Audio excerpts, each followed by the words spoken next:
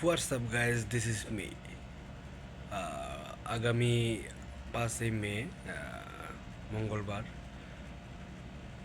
রকস্টারের teaser আসছে। সেখানে বিস্তারিত জানা যাবে এবং রকস্টারের যদি গল্প এবং গানগুলা যদি মানুষের হৃদয়ে টাচ করে, তাহলে রকস্টার ইতিহাস সৃষ্টি করবে। কারণ শাকিব খান শিল্পী হিসাবে, মানে উনি তো সিনেমাতে একটা স্টার থাকবে, এরকম এরকম সিনেমা উনি এখন পর্যন্ত করে নাই। অ্যাকশন সিনেমা উনি অনেক করছেন, কিন্তু এইবার হচ্ছে রকস্টার দিয়ে উনি অন্য এক যাত্রায় নিজেকে পদার্পণ করলেন। কারণ যেমন প্রিয়তমা দিয়ে ওনার একটা চেঞ্জ আসছিল, তারপর অনেকগুলো সিনেমা হিট হয়েছে। এবার আসছে রকস্টার। রকস্টারের এবার হিট হওয়ার সম্ভাবনা, যদি গানগুলা রকস্টারের ভালো হয় তাহলে সিনেমা হিট হবে, এটা কনফার্ম।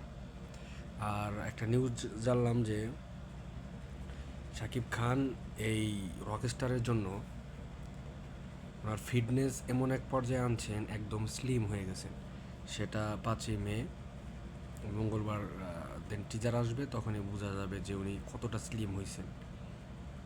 উনি, ওনার ডেডিকেশন অন্য লেভেলের। উনি প্রত্যেকটা ক্যারেক্টারের জন্য নিজেকে তৈরি করেন। সেটা হচ্ছে প্রিয়তমার থেকে শুরু করে হইতেছে।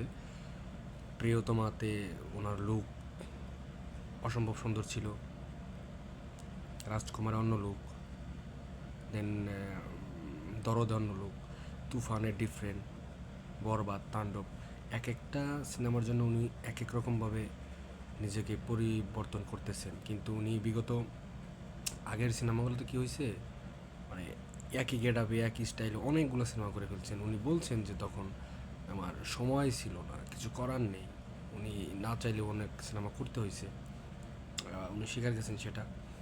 তো ওনার যে ধারাবাহিকতা চলতেছে পরিবর্তনের, এটা অব্যাহত থাকুক এবং রকস্টার সিনেমা